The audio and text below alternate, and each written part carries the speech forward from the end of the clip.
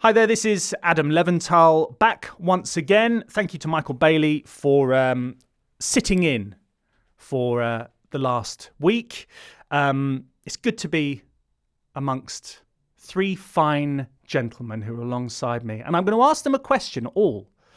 Tim Spiers, what has shone for you in either the things that you have created or the things that you have read this week on The Athletic? I wrote a great piece. Did you? About Gary Neville, which you've read. I can tell by the instant look of recognition on your face. I was thinking I have, yes. But tell everyone else a bit more about it. So I, instead of just watching the Manchester derby, I listened to it as well and analysed his performance. Yes. Because he came in for quite a bit of stick after the bottle job gate of a week earlier. Sorry, I was really lazy. That's fine. That's like in when, reference to Chelsea. Yeah, that's like when people call, say, ball after a manager. Yeah. I don't know. No one. I'm hoping that people are listening to this and have been listening all season, and they will acknowledge that joke. But I won't engage with it for various reasons. He's a very divisive figure at the moment. In fact, there are more than 250 comments on the piece, none of which I will dare to read. I was speaking to one of our editors the other day, and we were saying how Messi, Mbappe, and Neville are sort of guaranteed to the big three to get the good front three as well. Is the beef basically coming or mainly coming from blue areas of the country? Chelsea I think and everybody. Man City, in fact, a lot of Man United fans think that he sort of overcompensates to try not to be biased, so slags them off too much, which is interesting, isn't it? It is interesting. Yeah. Well, there you go. I'll be brutally honest. I hadn't read the piece. No, you haven't. But I'd seen the headline. And right, you commented on the piece probably. And I commented on the piece under my alias. Yeah, but I will never tell you who it is. John, same for you. What have you been up to? What have I been up to? I've been thinking all about German football this week because we've just recorded a show on Xabi Alonso. Where should he go? Should he go to Liverpool? Should he go to Bayern? Should he stay at Leverkusen? So, really, really enjoyable coach. What should he do? Well, I think the conclusion that I reached is that he should probably go to Bayern in terms of what's best for his career, because I think he wants to probably jump into that echelon of really elite coaches, and I think Bayern's like a really nice place to sort of cut your teeth as an elite manager. Slowly catch your monkey. I want to see him at. I could. What is that in German? Do you know? No idea. We need Seb Stafford Bloor. Yeah, we do. But I would love to see him at Liverpool, but that's me being selfish. But also, you want to avoid being the Moyes or the Emery who takes the hit after the era, right? So I think so. He can get it in. Who's got broad enough shoulders to do that? No one ever does that, though. Like, name me a successful coach who's been replaced by someone who's gone on to be successful. Not many of them, are there? My mind instantly goes to Paisley. Watford surviving in the Premier League. Long time ago. I'm thinking Walter Mazzari. It's the name on everyone's lips. Yeah. Nick, this is a long intro, but we're getting succulent bites of information. What have you been up to? Writing a number of things that haven't yet been published. Will they have been published by the time that we release this podcast? Ooh, interesting. Possibly. Okay. Yeah. Let's get stuck in to this week's fixture formation. We have Bournemouth and Luton replaying that abandoned fixture after the incident with Tom Lockyer, of course. So we have 11 games this week. So it is a 5-4-1-0-1 formation from Saturday to Wednesday. Okay, the 12:30 fixture returns. It's back again. Manchester United aim to bounce back from their derby defeat, hosting Everton, who haven't won in their last 10 games. The 3 o'clock GMT fixtures, Crystal Palace Luton, Bournemouth Sheffield United, and Wolves Fulham, mouth-watering trio of fixtures. Then Saturday 5:30, Arsenal against Brentford, and Arsenal could go top of the league if they win that one. On Sunday, we've got Aston Villa against Tottenham, race for the top 4 and 5. They go head-to-head at 1 o'clock. Then we've got Brighton against Forest and West Ham Burnley, claret everywhere at 2 o'clock. Then the unusual time of 3:45 brings... like a really posh gangster film. Yeah. Claret everywhere. Leventhal does East End Boozer in Guy Ritchie film. Oh dear. So we got an unusual kickoff time of 3:45. That is the big one. Liverpool against Manchester City. And then we got the Monday night football, Newcastle against Chelsea, and then Luton against Bournemouth on Wednesday. But it is all about the title race this week. Let's crack on and get stuck in to the action on Merseyside. So at the top of the table, going into the weekend, Liverpool are 1 point ahead of Manchester City, who travel to Anfield on Sunday afternoon, and it is the biggest match of the season so far. Shall we relive what happened back in November, gentlemen? So yeah, it was a 1-1 draw, thanks to that brilliant strike from Trent Alexander-Arnold, levelling things up. Liverpool, of course, without him once again this weekend. Injuries still playing a big part for them. Mo Salah is back in training. It's important that he returns for this game in particular, though, isn't it, Nick? Yeah, it's probably one of those situations where if it wasn't City, then I wouldn't have thought he'll play. But because it is, I suspect he will do. Yeah, particularly with Liverpool's other injury problems. I know a few of them are coming back now, but they're still going to be without Alexander-Arnold and Alisson, obviously. So when you are missing those kind of key players, then it's obviously very important to have someone like Salah, who's obviously sensational generally, but particularly seems to be very good against City. Do you want a juicy stat on Salah? Let's. He's been involved in 17 goals in 19 appearances for Liverpool against Manchester City, which is the highest number of goal involvements against any opponent for Liverpool. But he has had his wings clipped, obviously, by this injury that he picked up at AFCON.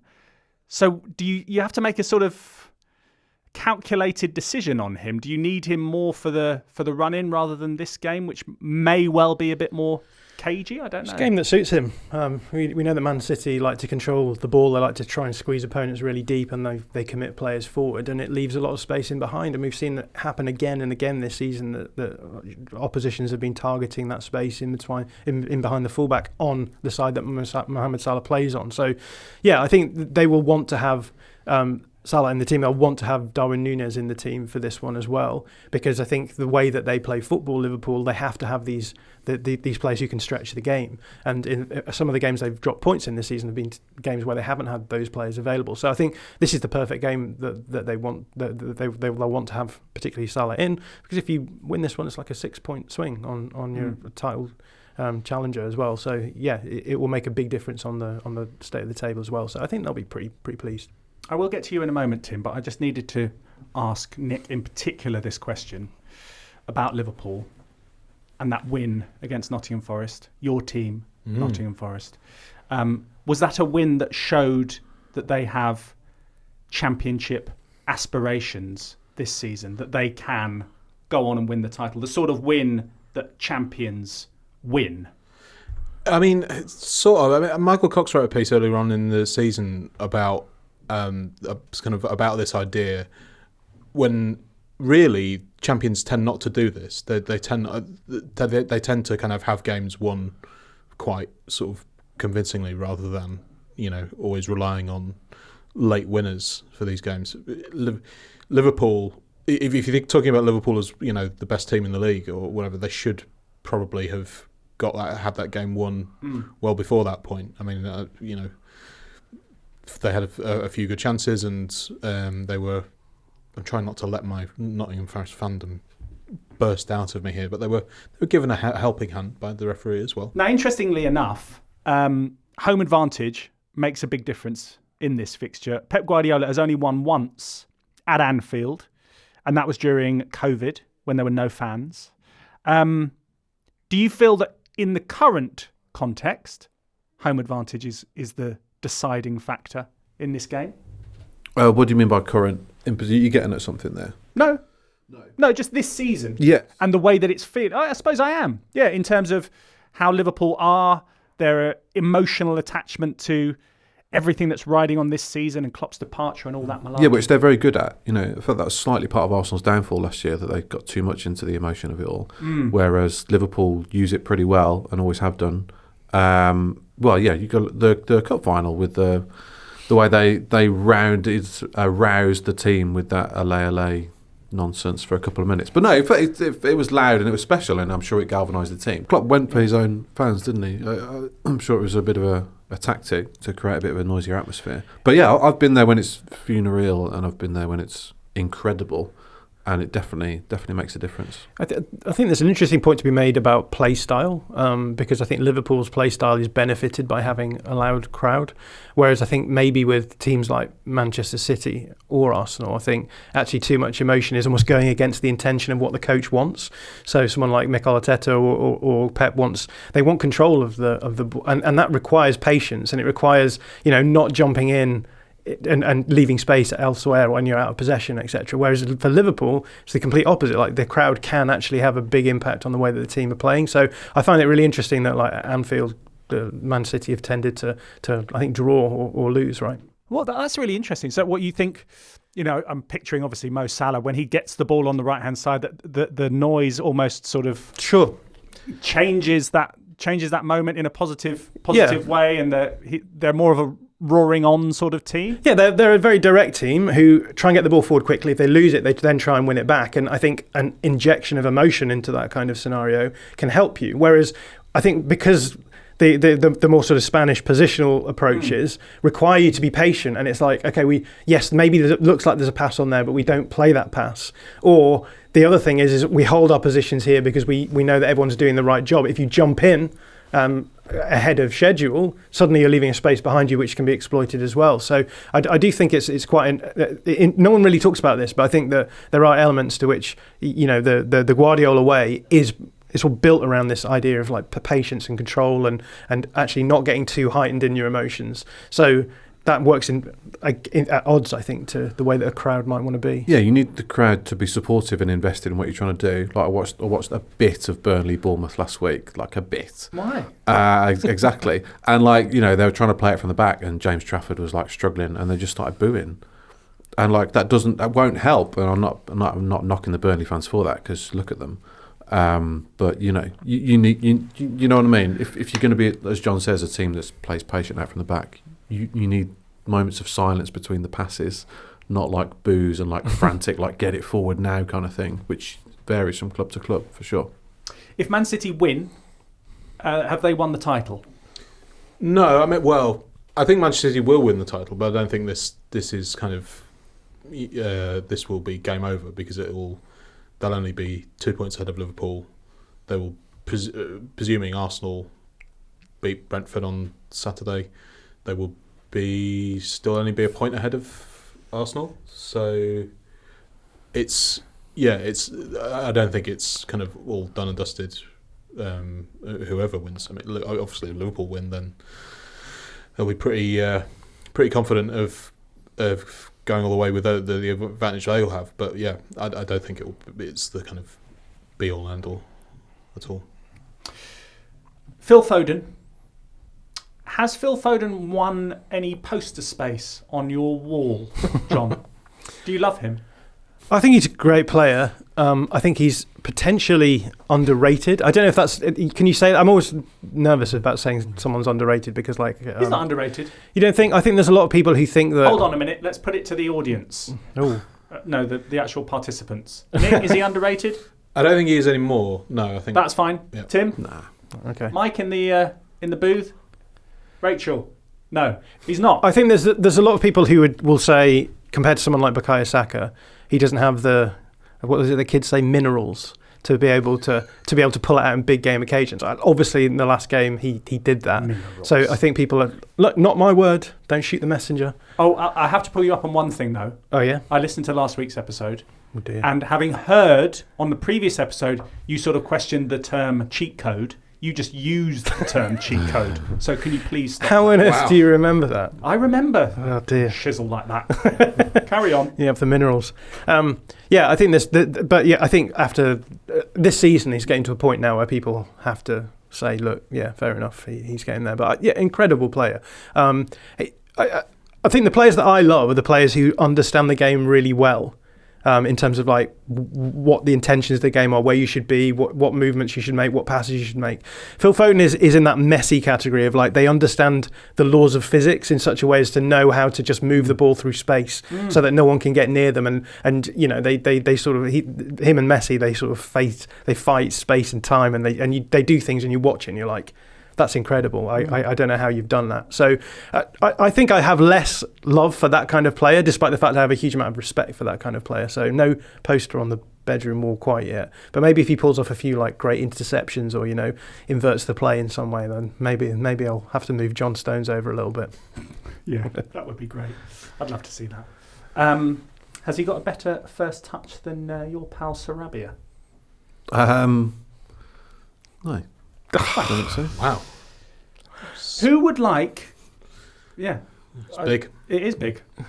Who would like to do a quiz about Manchester City and Liverpool? Yes, please. Yes? Yes, go on. Let's do it. Let's get it over and done with. Okay, well, it is a really, really interesting quiz, this one. Now, what you have to do is tell me the 13 players that have played for both Liverpool and Manchester City. And I'm going to give you... Well, I'll give you 30 seconds. It will probably take far longer. But let's aim for 30 seconds, shall we? Yeah. Okay, and what I'm going to do is you can guess one, Tim, then John, then Nick. We'll go anti-clockwise for some reason. And if you pass, you're out. Ooh. Okay? So it's quite a pressurised game. And just to clarify, just for all the comment slayers out there, this is only the Premier League era. Okay? So we will start the clock. Okay, so I've got my stopwatch. Tim, you're going to go first, then John, then Nick. Okay, here we go. 13 players. It's over to you. And away we go. Tim. Raheem Sterling. Correct. James Milner. Correct. Robbie Fowler. Yes. So we've got 3. We've got 10 more to get. Steve McManaman. Steve McManaman. Correct. Yes. John, the pressure's on. We're up to 24 seconds. This is going to take so many more 30 seconds. I'm done. John is out. Carlo Torre. Carlo Torre, correct. Yeah, it is a very good one. 5 we've got. 8 more to get. Liverpool and Manchester City. Yeah. Picture the blue shirt and the red shirt. It's not helping. And the head Nice. popping out of the top of it. Stephen Warnock. Stephen Warnock is incorrect. That's it. You're out. So do you want to keep going by yourself? Well, I've got one more. Okay, go on then. Nicholas Anelka. Nicholas Anelka, yes. Anyone else? God, why is it always me that has to come up with the answers? Well, you got, but you because you clue. got the It was a clue. answers. It was a clue. Why always me? Balotelli. Balotelli, well done. That's very good. Shall I just give you clues now? From now on? Okay. A bit sort of aggy for both sides. Quick. Probably get into a bit of a ruckus. Daniel Annoy the... Craig Bellamy. Craig Bellamy. Correct. I don't know how to say that one. German. Didi Hamann. Very good. Does funny videos now where he goes... Sturridge. Oh, Daniel Sturridge. Yes, that's the one. I wish that had continued. We saved him there, Yeah, didn't we? you really did. A goalkeeper. Hart? No. Oh, Scott Carson. Scott Carson is one of the goalkeepers, and there is another one. Another goalkeeper. Chris Kirkland didn't play for City, did he? No. David James. David James. And the final one, I don't think anyone's going to get. What position? You don't know. I don't think... he was a midfielder, wasn't he? Albert Riera. Oh, right. Or was he a winger? He was a winger. Winger. There you go. Right, before we move on, we are asking you to fill out a quick... not you. People listening, obviously. A quick survey about you and your podcast habits by going to theathletic.com/survey24. 3 lucky entries will win £100 or dollars worth of Amazon vouchers as well. So whether you're a long-time listener or a new one, we want your feedback. So head to theathletic.com/survey24. Right then, next up, we are going to Birmingham because, this is a belter, isn't it? Aston Villa against Tottenham in what could be the deciding game in the race for the top 4. Villa 4th, 55 points. Spurs 5th with 50 points. Spurs do have a game in hand. Is this sort of all or nothing for Ange Postecoglou in terms of finishing fourth this season? I know fifth may well reap a Champions League place. I'm well aware of that. Yeah. But that's not guaranteed. Would the gap be too big if it moved on to If they 8? lose, probably. But yeah, I think a draw would be a good result with a game in hand, and Villa will be busy in Europe for the next few weeks. You'd assume they'll get through that Ajax tie, and then Emery will have a real quandary as to how to use his squad, which isn't the biggest, in the crunch time of the season, which is coming right up. This is going to be a great game. As far as an undercard goes, this is as good as it gets, really, before the main event. And with the way that they both play, with high lines and high risk, certainly on Spurs' part, you can almost expect goals and entertainment. And the reverse fixture was 2-1 to Villa at Spurs. And it was a great game, actually. Spurs were just going through their injury crisis, but still gave them a really good game and arguably could have beaten them. So, informed strikers, good managers, two good teams that I think most of the English football supporting public will be rooting for, and they're both showing up clubs below them in the table, such as Man United and Chelsea, who I just hate to put the boot into, but have spent a lot more money and are nowhere near. And it just shows you the value of a good manager with a tactical plan who's backed up by decent recruitment. It's not that difficult, is it really? Yeah, but also, and they've been able to do that in a very short space of time. So all the discussion on, Manchester United, for example. Well, Ten Hag's had longer than both these managers, and you still don't know what you're going to get from Man United week to week, or how they're going to play, or what they're even trying to do sometimes. Yeah. But I hate putting the boot in. So yeah, you really do, don't you? I wrote in the last Sunday's briefing column that Jim Ratcliffe has kind of understandably cited Manchester City as the example of what United need to do to kind of fix themselves, but Villa and Tottenham are sort of more relevant examples to them at the moment. City, is, as was displayed in various parts of that game, obviously we knew this anyway, but City are so far ahead of United that it's not. They're just not relevant really to them anymore. So, talking about Xabi Alonso and him moving on and thinking about his career in general, we talked a lot about short-termism versus long-termism, because everyone always thinks, well, we need to have a long-term plan, but the short-term is so important in football, and we see that with Erik ten Hag. Like, there's lots of people who will come out and say, oh, well, Arteta got lots of time, and therefore Erik ten Hag should be given more time. But I think with Arteta, there was always the sense that he was developing a project and there was some kind of end point to it. And it feels as though Erik ten Hag hasn't done that. And I think when you reach that point, there's nothing you can do to turn it around. You simply have to say, this project hasn't worked, we need to start again. So I think whatever Manchester United do next, they've got to make sure that they hit the ground running. You can't just sort of drag things on for a long time. But in the last 3 away games, they've conceded at least 2 goals. Is there a way that he can slightly tinker what he does? I don't know, maybe in like a first half or the first 10 minutes, or just something slightly different, so they're not having to play catch up so much.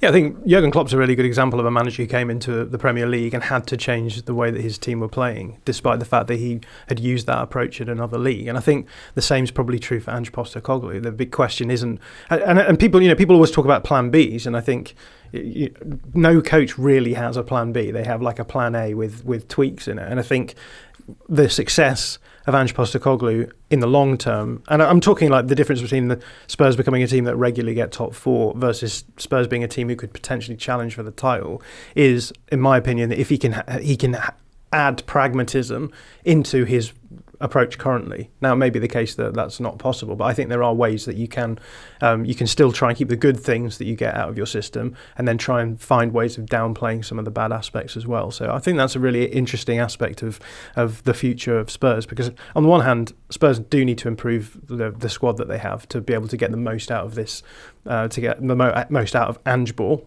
But I suppose the question is, where's that ceiling? Is the ceiling, if you get great players in, is the ceiling, okay, we're only going to be finishing top 4, we're not going to be challenging for the top? And I think the difference between raising that ceiling then is finding ways within the system to maybe add a little bit of pragmatism without necessarily impinging on the attacking upside that they get. I think he's right. In this day and age, if you're going to win the Premier League, you've got to be a bit more tactically flexible. Like, I don't want to be, Do it in Scotland, mate. But God, do you know what I mean? It's a lot easier doing it with Celtic in Scotland than it is with Spurs in the Premier League. They've got years of catching up to do, and he's got to be more flexible. But he's not to the point of it's like he's just so bullish about it. It's like, nah, mate, this is Is there sort of trends in the way that these two sides play that you think there is going to be a clear winner, and obviously then take into account the fact that Villa's form has been very good. They love playing at home, etc., etc. Tottenham away from home has been a bit dicey. It's funny, isn't it? Because we everyone talks about this as being a potential goal fest, but in the last fixture it was 2-1 to Villa. 2 of the goals out of the 3 were from set pieces. There was one nice Ollie Watkins goal where they worked it through the lines a little bit, but it wasn't a scenario where Spurs were caught out from being particularly aggressive. So I think that this game will be exciting, and it would be end to end. It may be that there's a lot of offsides rather than necessarily making those high lines count, and that's part of the reason why these highlights are used, right? They're going to be like squeezed into maybe the width of the circumference of the centre circle. The two teams, aren't they? At some point, are they? I don't. It's going to be like a belt. I don't think so. No? Because you don't both play the offside line at the same time, right? But what if the ball is up in the air for a moment? What do they do then? You're being silly. I'm not being silly, am I? A bit. Yeah, a bit silly. Okay, fine. Carry on then. You've derailed me completely, but yeah, Spurs won't necessarily play a high line. I don't think they're very aggressive. They want to press high up the pitch, and so to do that, you do have to try and compress the pitch as much as possible. Whereas with Villa, I think the defending out of a high line, and Emery said this a number of occasions, is they're not just doing it to compress the space necessarily, but they also like to defend in that way. His defenders, he gave them the option of maybe sitting a little bit deeper, but they quite like that the way of being able to control an opposition's front line by knowing exactly the triggers when to step up and when to drop, and it works pretty well for them. So yeah, I think the Villa will be trying to catch a lot of offsides. Spurs will catch a lot of offsides because they are quite an advanced back line. But for me, this is going to be a case of like which team can actually break down the other team rather than thinking like who's going to get it in behind. Both teams can get in behind and score goals, but it didn't happen in the last game. So I'm kind of interested to see how the game plays out. Only Erling Haaland has scored more goals than Ollie Watkins this season, 16. With your England hat on, Tim. Here we go. Why can't a player do well without it being like, oh, he could play for England, couldn't he? It's great that he's playing for Villa and playing well. We've gone straight into England. It's introducing broader interests. People will care more about that. What's your problem? I think it's sad whenever there's like a player who plays well and then immediately like, oh, maybe he'll play for England, I agree. It's really annoying when a player comes through, like Minu comes through and plays one game, and it's like, oh, he could fit in nicely in England's midfield. That's just ridiculous. Like, let him find himself. But with the Euros coming up, and he's top of the, he's so mad at top me of now. the goal involvement chart, which is where everyone wants to be. And I think it's slightly more. I don't like defending Adam, but it's slightly more relevant. No, I'm glad that you did. Thank you very much. I don't know whether I should ask any more questions of any of you anymore. I think we should talk about Ollie Watkins because I think he has been great.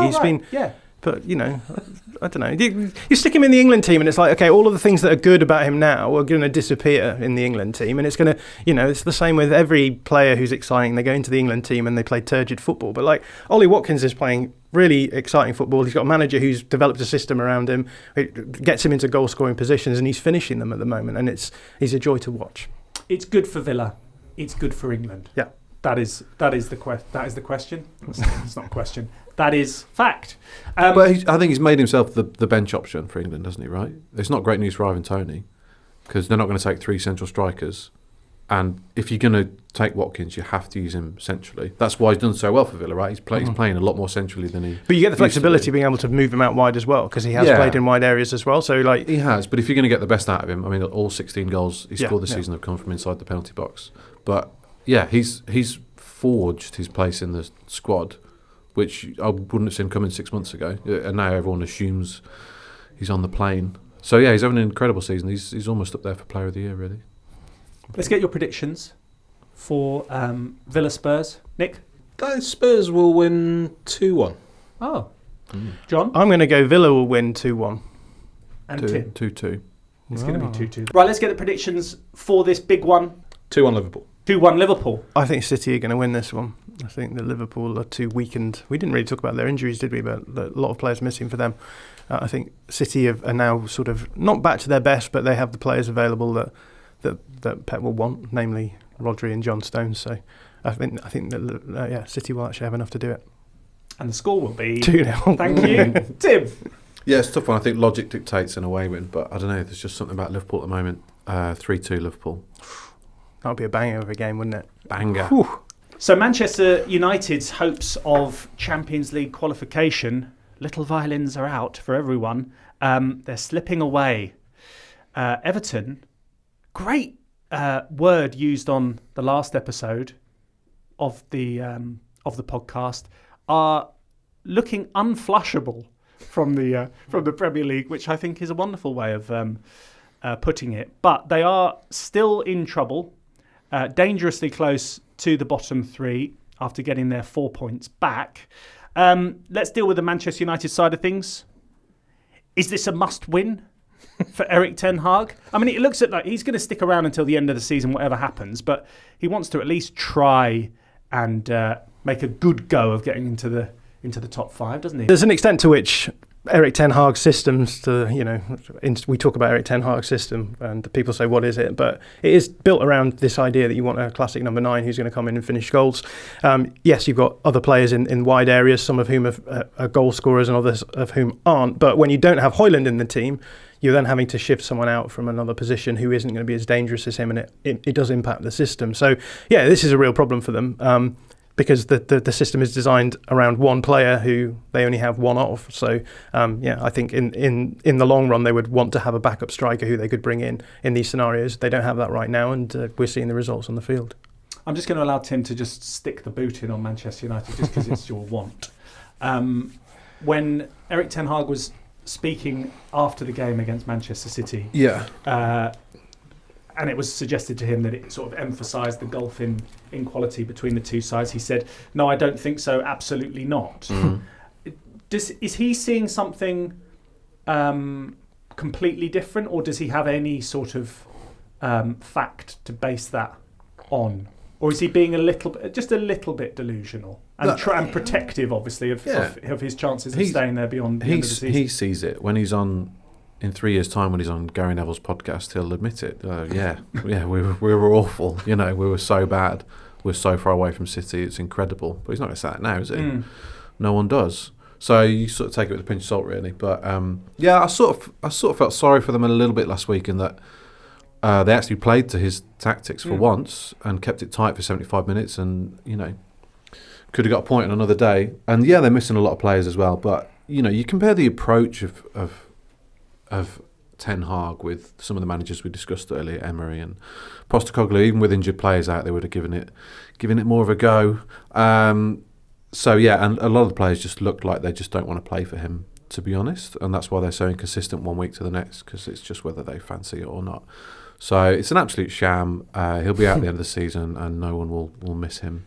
It's interesting hearing you compare with Postecoglou, though, because Postecoglou has carried on with his system even when it didn't work, whereas I think a lot of people have argued that Erik ten Hag, as soon as it became a problem, just ditched any system he had and ended up sort of thrashing around a bit between systems. And I think there's an argument to be made that it's good that Postecoglou has been happy playing with Ben Davies and Emerson Royal as fullbacks when he's had to, because the system is more important than the short term. So I think that's kind of comes back to what we were talking about before. The Manchester United have to implement a system and style, a coach who can implement that, and in the short term, in order to have long-term success.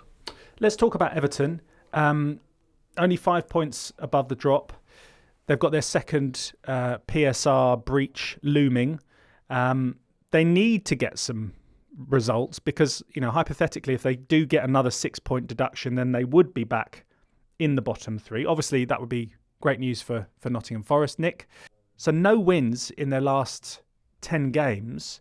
Do you think Sean Dyche should be concerned about this, or do you think that they'll just be able to do enough and that, maybe, as we were talking about earlier on, the Anfield crowd will carry them on? Goodison might get them over the line with a couple of sort of tense wins later on in the season. Yeah, I mean, I think they probably will just about have enough, even if they do get a few more points deducted. I suspect it will be between Forest and Luton for the sort of third relegation place. But yeah, if this run continues for much longer, and if they have as much trouble scoring goals, certainly from whoever's playing at centre forwards, then yeah, there's some real problems. I mean, I don't know.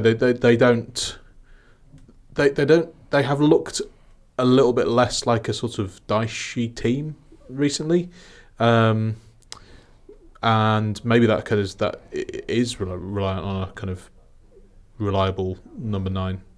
But yeah, it feels like they've lost a little bit of something recently, and who knows? Maybe a game against hapless Manchester United will be the way to kind of pick that up again.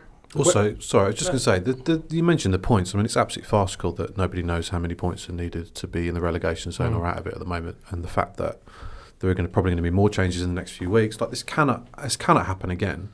Like, it's just ludicrous. And if Luton are approaching a game and saying, do we need a point here or 3 points here to sort of chisel our way, or are we 6 points off, so we need to go gung-ho for victories? Like, it's having a massive impact, like, week by week at the moment. It's like, it's farcical. And it might not be resolved before the end of the season as well, which is the absurd thing. Yeah, this has got to all be done in the closed season period from now on. Then that doesn't tally up with accounting periods and things like that, does it?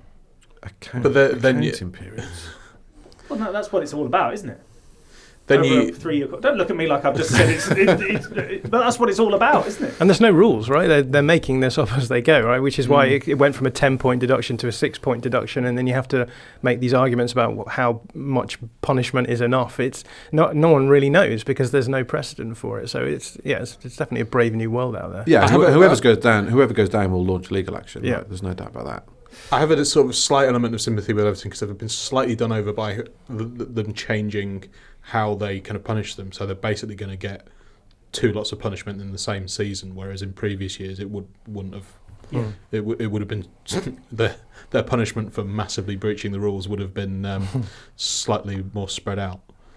I will say, obviously, I completely understand, and in terms of sort of sporting integrity, then it's not a good thing, but it does make it quite sort of interesting. It's an extra sort of element to the Premier League relegation scrap. No, it's just a bit, to be honest, watching from completely disconnected from it all. Yeah. If it was my team, I would be horrified by the whole thing, and I think it would be awful. But it's just. But because it's Luton, it's funny. No, not Luton. Not Luton. Just any team, whoever it was. No. Seriously. Always put his serious face on there. Yeah. No, absolutely. No, I just think, I wonder if they're going to get a few little points deductions here and there. It's a bit sort of makes it a bit more like Who Wants to Be a Millionaire, and people having lifelines. And that's your vision for football. Just a bit, a bit extra. I mean, you were discussing on the last show about Crystal Palace and it always being pretty boring that they're between 12th and 14th and stuff. They just had 3 points deducted. They just had 6 points. It's going to really change it, and then that might ramp up the relegation battle a little bit more. What about if? Why not? What about if we appoint Adam Leventhal as some kind of important position, and you can randomly allocate a team to have 5 points deducted every season? Yeah, that would be fun. Yeah, I bet you love that snooker thing with the golden ball. Don't you? Just an extra random 20 points. Yeah, why not? Well. Come on. That's not an argument. It's just fun. It's just a bit of fun. It's not fun, Adam. It's not fun. I know Can't it's enjoy not fun. this. Let's not have fun. Right, should we have a prediction then? That's fun. Manchester United against Everton. Nick? 2-2. 2 numbers from John. 2-1. And 2 numbers from Tim. 1-0. Well, our meandering on this episode has meant that time has beaten us. Thank you very much for being on the show. Tim, have a lovely weekend. Cool, you too. John, and you. Oh, I will. And Nick, the same to you. Thanks very much. And you'll be back with your briefing column on Monday? Yes, Monday morning. Excellent. Look forward to it. Thank you very much for listening. IO is going to be back on Monday, and we will be back next Friday with another weekend preview. Thank you very much for listening. Take care.